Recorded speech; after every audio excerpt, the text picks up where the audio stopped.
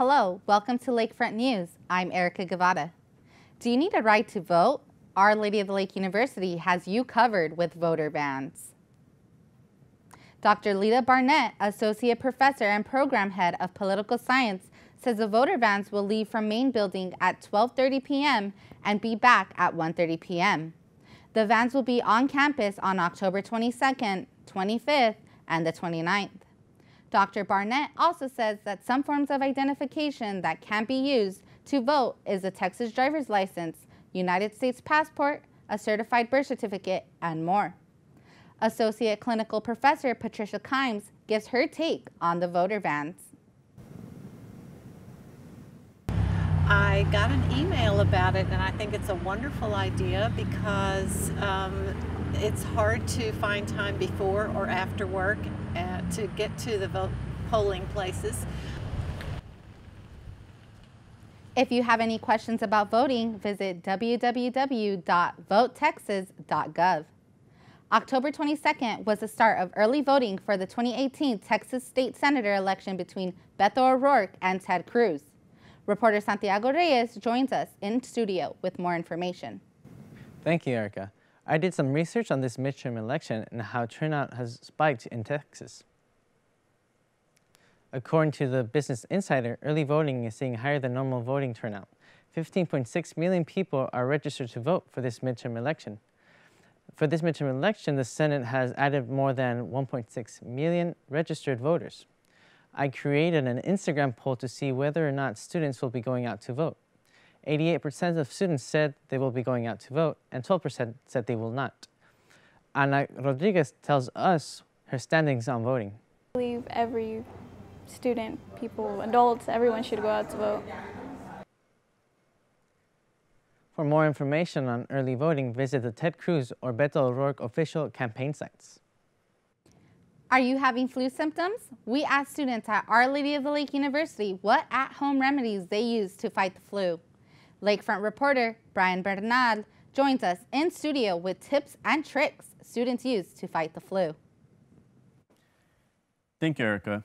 We are in the midst of flu season, and it's highly contagious. According to the WebMD, just one day before you have any symptoms, you are contagious.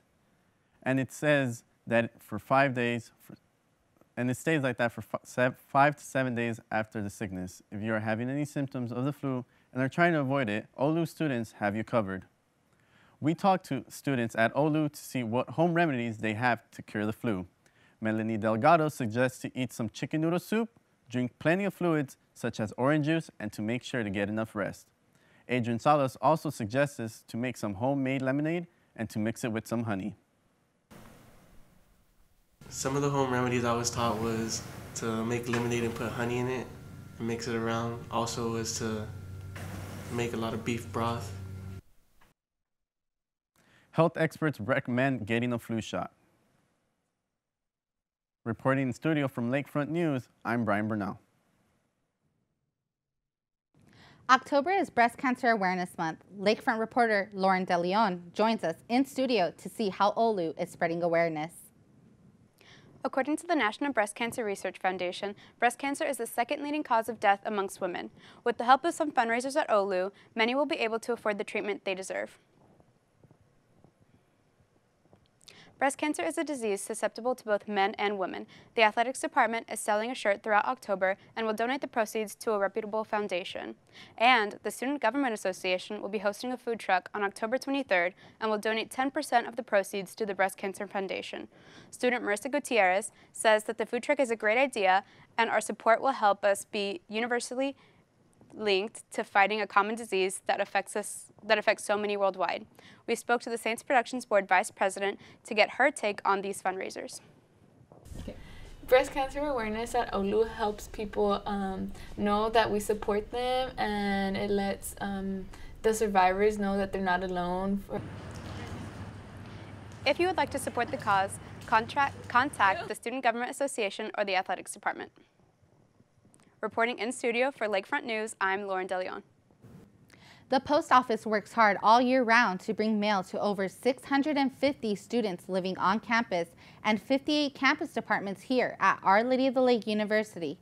Lakefront reporter Daniel Balmer joins us in studio to tell us more about how they work their magic. Thank you, Erica. The Olu Post Office processes approximately 1,300 pounds of mail and averaging 1,100 each month. Having to scan and track all these packages, the post office has a lot to do. Post Office Supervisor Diana Saucedo has worked at the post office for 34 years, starting as a work study. Her day consists of planning, directing, coordinating the operations, administrate, and supervise services for the Olu community. The post office follows the guidelines of the U.S. Postal Service. After processing packages, the post office will create a list to obtain signatures and keep records of all shipments. Everything must be accounted for. Post office work study Julie Guevara tells us about a hard day. You are definitely not going to be sitting down. You are going to be on your feet, running around, trying to tag packages, putting things up, putting things, distributing slips into the lockers. You are not going to have any downtime. From FedEx, UPS, CHL, and mail occur daily. Outgoing mail is also arranged a system all mail will reach its destination. Hours of operations are from 9 to 5 Monday through Friday. Reporting in studio for Lakefront News, I'm Daniel Balmer. Want to know how to save a life? Our Lady of the Lake University is hosting one of many blood drives this week. Reporter Karina Martinez joins us in studio with how you can get involved. Thank you, Erica. The Lake has a blood drive every semester, and this week it will be held in front of the University Wellness and Activity Center in Moy Circle. Donors must present a photo ID, and yes, a school ID is acceptable. On October 24 and October 25th, a blood mobile will be available to students between 9 a.m. and 4 p.m. Students 17 years and older weighing between 110 pounds and in general health can donate. Julie Kniper in Health Services said it is important for students to prepare with a good meal before donating. Sophomore Aaron Marrufo talks about why he thinks it is important to donate. You're helping others, and sometimes not everyone isn't able to have the ability to have either good blood or enough blood, so helping others is always a good thing. The Alamo Resources Center will also be available for HIV testing between 10 a.m. and 2 p.m. Rain or shine, the blood drive will go on. Reporting in studio for Lakefront News, I'm Karina Martinez. Early voting has begun. Reporter Serapio Marquez joins us in studio with more. Thank you, Erica. Early voting has begun here in Santiago, Texas. Registered voters can take the opportunity to cast their vote at any voting location. Our Lady of the Lake University will provide transportation services to help students get to voting locations during community hour. Early voting allows registered voters to cast their ballot at their earliest convenience. During early voting, students will need to present an official form of identification at any voting location. Students wondering if they are registered to vote can find out at www.votetexas.gov, where they can find their status and voting locations. Students worried about weather and transportation getting to the polls should use Our Lady of the Lake University's voter van. More information will be sent through announcements.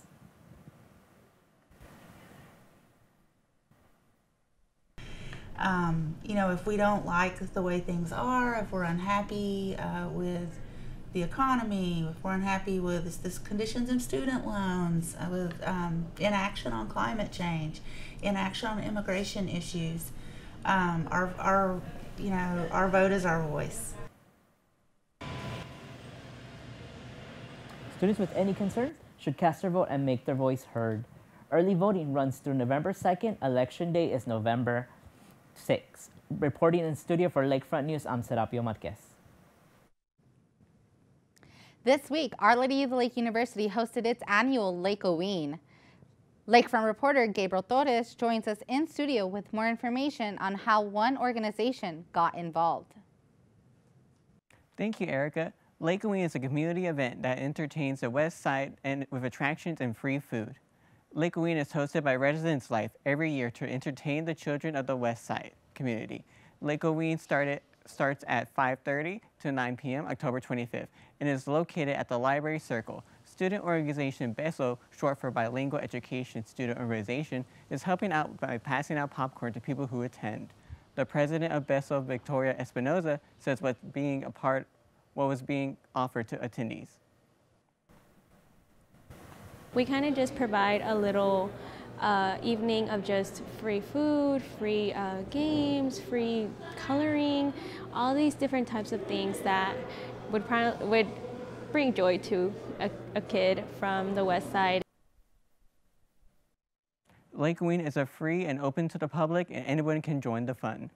Lakeween will take place October 25th, starting at 5:30 to 9 p.m. Reporting in studio, I'm Gabriel Torres. Stay with us to get your sport news after the break.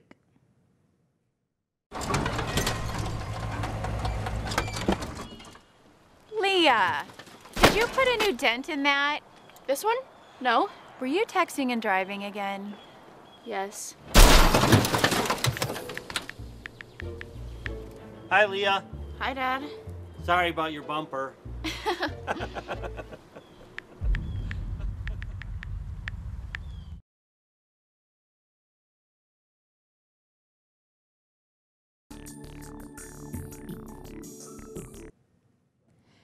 And now for your sport news.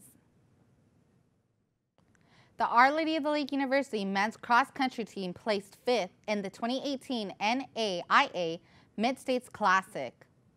Nathaniel Aguilar led the Saints with a time of 26.1.84, placing 19th in the 8K. This photo has been provided by Saints Athletics. Shortly after, Jose Zarate came in with a time of 26.10.89, coming in 24th place. The men's cross-country will host Red River Athletic Conference Championship on November 2nd at Windcrest Golf Club. The Our Lady of the Lake University women's cross-country team placed 9th in the NAIA Mid-States Classic hosted by Southwestern College. Annie Trejo came in with a time of 18.48.57 in the 5K. This photo has been provided by Saint Athletics. The women's cross-country team will host the Red River Athletic Conference Championship on November 2nd at Windcrest Golf Club. Stay with us to find if you'll have to cancel any outdoor activities as we have weather news after the break. Put the keys down, Kevin. But I'm gonna drive home. There are several warning signs present that you shouldn't be driving. My text to emoji ratio has gotten a little out of hand. A little? Yep, I'm definitely gonna call a ride home.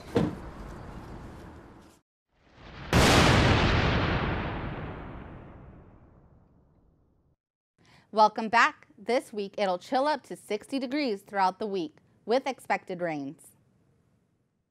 Stay with us to find out who the Sister of the Week is after the break.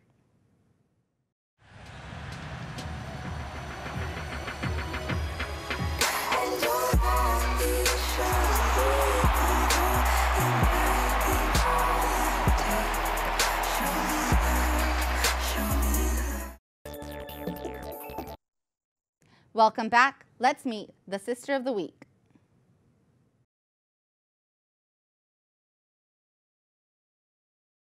Providence is there, whether we experience it fully or less fully at times in our lives. But trust that God is going to be there for you. There is a call, and that there is something that God has for each person. And it's so distinctive, but I think we have to be patient and let whatever that is evolve. I grew up in central Louisiana, and my teachers were from a community in Lafayette. They did not have a high school, so the only high school in town was the girls' high school where the Sisters of Divine Providence taught. And so that was my first contact with the sisters, and somehow, how does one experience a call? It happens. I remember thinking, you know, God, I don't really want to do this, but what I absolutely do want is whatever you want, but you'll have to let me know. So I really prayed and spent time with the sisters. I started out teaching in high school for 5 years before I came here to teach at the university. So I enjoyed that very much. I had a 6-year period where I was on the general council earlier in my life, and I had 6 years in which I worked with the young women coming into the congregation. So I was novice director. So what's the highlight, I guess, is not a specific instance, but the great privilege of being a member of this community and being able to serve the folks around us. I love Our Lady of the Lake. I love its mission. It's been very important to me for many, many years.